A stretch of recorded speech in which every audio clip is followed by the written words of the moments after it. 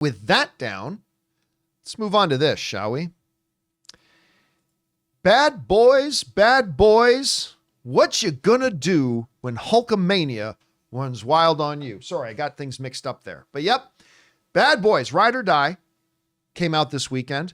I went to go see it, gave a quick out of theater reaction. We reviewed it. I really enjoyed the film a lot. Not my favorite of the Bad Boys films. I think the last one, Bad Boys for Life, is still my favorite one, but I really had a very, very good, a slow start, but then it picks up and keeps getting better and better. I had a blast. Now, originally, the long-range box office projections for Bad Boys were very, very strong at 50 to 55 million. Yeah. But as they got closer, the projections dropped to the 40s. Some said even 40. Well, the opening weekend for Bad Boys Ride or Die is now out, and according to Deadline, it smashed that projection, coming in at a $56 million opening. This is what Deadline wrote. Sony's Bad Boys Ride or Die had a great Saturday of 19.5 million against preview's first day of 21.6 million for what's shaping up to be, and is now official, a $56 million opening. This is the highest grossing R-rated opening since Oppenheimer last July, and Will Smith's sixth highest US/Canada, that's the North American box office, opening overall of his career, and his 18th number one opening as a leading man. For Martin Lawrence, Bad Boys Ride or Die is his 8th number one domestic opening. The Jerry Bruckheimer produced Adil El Arbi and Bilal, I always mispronounce his name, Fala directed Fourthquel beats its recent round of tracking at 40 million plus. Anyway, it did great. It did great. Yeah. And actually, Ray, can you look up the opening weekend box office numbers for Fall Guy and Furiosa? Give me those opening weekend box office numbers. I'll get Fall Guy. I have it here. For those. But I mean, listen, we said before, I remember last month when the long range projections came out. Opening for Furiosa is 26. And then Fall for Guy's 27. So we're talking about doubling the opening weekends of, well, basically got the opening weekend of combined Furiosa and Fall Guy. Look, combined. in total, domestically, Furiosa has made as much as their opening weekend, 58 million. Domestically. Yeah. Domestically. But here's something funny. I mean, what a lot of people thought were going to be three fairly well-performing movies, Furiosa, Fall Guy, and Garfield, none of them have made 200 million worldwide. But anyway, we're talking about Bad Boys. $56 million opening. Now, that is not quite as much as what Bad Boys for Life made. I believe that made 62. I think Bad Boys for Life made $62 million opening. But a couple of major things to consider here. One of the big questions, there are two actually big questions. Right. It was 62? Yeah. Two major questions going into Bad Boys Ride or Die. Number one, can it do very good because the box office is doing so bad? And we just talked about that with Godzilla X Kong breaking the franchise record now. But the second big question was, are audience members ready to go back and watch Will Smith again after the slappening?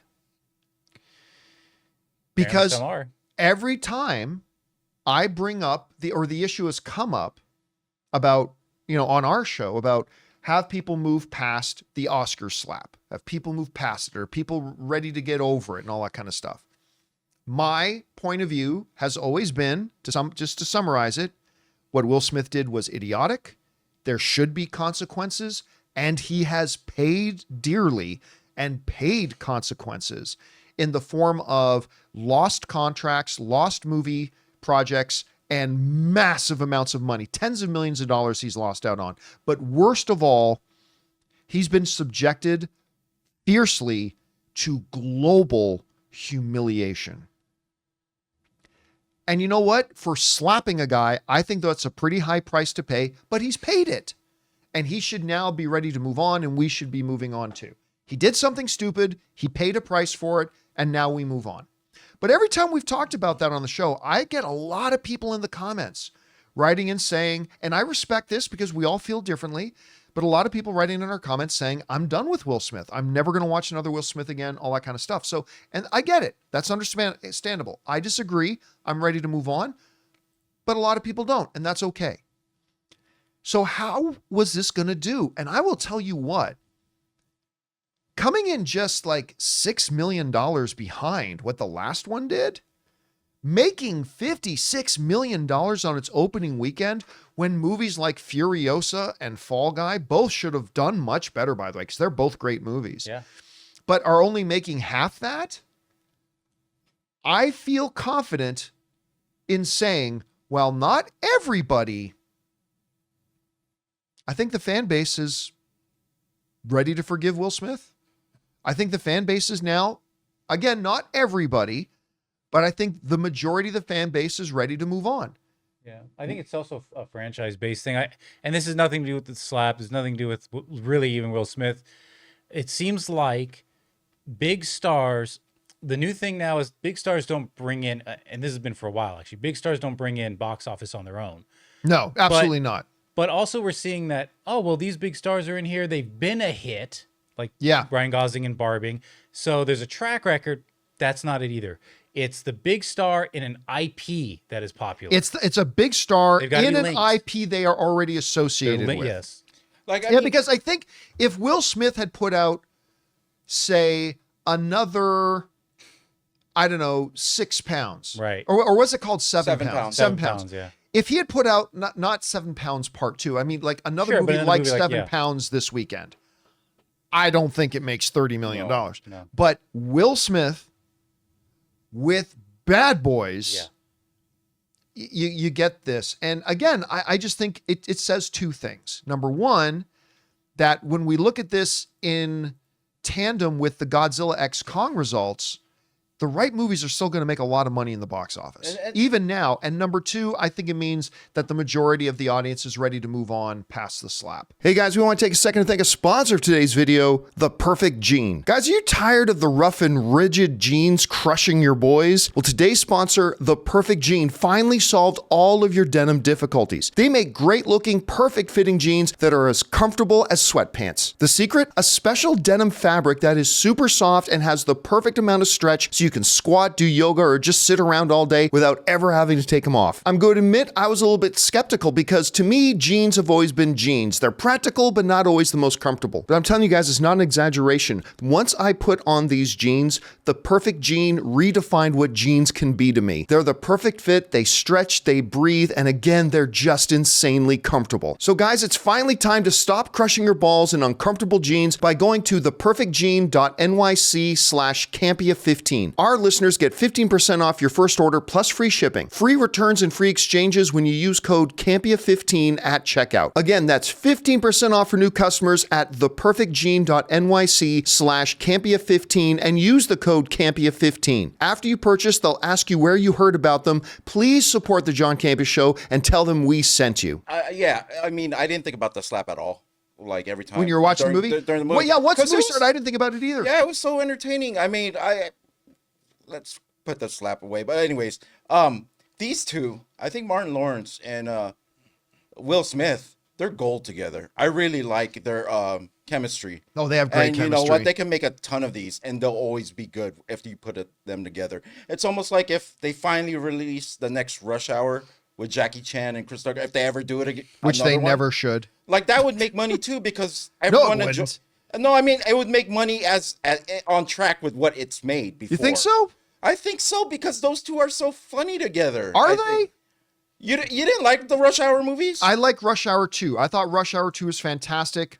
I thought 1 and 3 were terrible. Oh, okay. Well, also, I mean, look, Jackie Chan is getting up there in age. So I'm talking more about the chemistry with two actors. Yeah, those two are great together. They'll make a lot more together than separately. I hope they do. The one thing I do hope, though, is that the one of the weaknesses of Bad Boys Ride or Die, there was a little bit of Thor Ragnarok to Thor Love and Thunder in that, you know, in Thor Ragnarok, there was a wonderful balance of the lighthearted, a little bit of silly, combined with some very dark, heavy stuff. And it was a perfect balance, and Thor Ragnarok was fantastic. going into Thor Love and Thunder, they kind of took the wrong lessons away and they leaned way into the silly, and that kind of undermined Thor Love and Thunder. The first act, I think, of Bad Boys Ride or Die, I started to feel was a little bit like Thor Love and Thunder. They were leaning into the little too silliness of it. They started to get into some supernatural kind of thing. And it just like, this doesn't feel like Bad Boys. This feels more like Thor Love and Thunder. But then once you get to the close of the first act, then it felt like it got back into its right rhythm. It got back into its balance. It got back into that fun, silly, but not too silly, action-packed kind of thing. And by the end of the movie, I just loved it. And the action was great. I think after 4 John Wicks, we all got used to like all this gung fu, whatever they call it. Gun fu, yeah. And like maybe it will just get old, but they did things that were so entertaining in their action sequences that it was not comparable to anything else. Yeah. From what I've seen. And they can do more. I'm just saying, if you do another Bad Boys or 2, just make sure you reel in the going too silly, like they started to in this one, but then kind of recovered. Yeah, there was a little too much Martin Lawrence at one point when I was watching it. I was like, that joke didn't hit. Like they were shoving the one-liners from Martin Lawrence a little too much, where some worked, some didn't. But towards the end, everything worked. And yeah. Again, it started weak, got better as it went. And again, a $56 million opening. I think this is tremendous for them. I think it shows that the audiences were ready to go back to Will Smith movies again. I think it shows that you put the right movie out right now at the right time. It can be a huge success. And this bodes well, I think, for all the movies coming out. Because we got some great ones coming out. I mean, this week, in a couple of days, we're going to go see Inside Out 2. Yeah, I'm seeing it on Thursday. Which they're saying that could be a $70 to $90 million opening. Wow. Think about that. And then Sony has their other big film coming out later, is Venom, right? That's later in the year, though. Yeah, that's later. That's Craven still coming out this year? Craven's still coming out near the end of the year. So Sony's got some stuff in the Yeah, I don't think Craven's going to be doing Bad Boys numbers. No. Yeah, I mean, I hope it's great, but we'll see. Anyway, question is for you guys. What do you think about this? Bad Boys, Ride or Die, just had an incredible opening weekend, especially consider so many of the question marks that were floating around it. Coming in at $56 million, blowing past the expectations and projections. Did you guys have a chance to see it? What do you think? Are you surprised it made this much? Maybe you're not surprised at all. Whatever you guys think, jump down into the comment section below and let us know your thoughts. Hey guys, thanks so much for watching this video. Make sure you like the video, leave a comment, and subscribe to our channel. And don't forget, we have a daily podcast called the John Campea Show podcast, available on Apple Podcasts, Spotify, or your favorite podcasting app of choice. Go and subscribe to it today so it'll be there when you need it.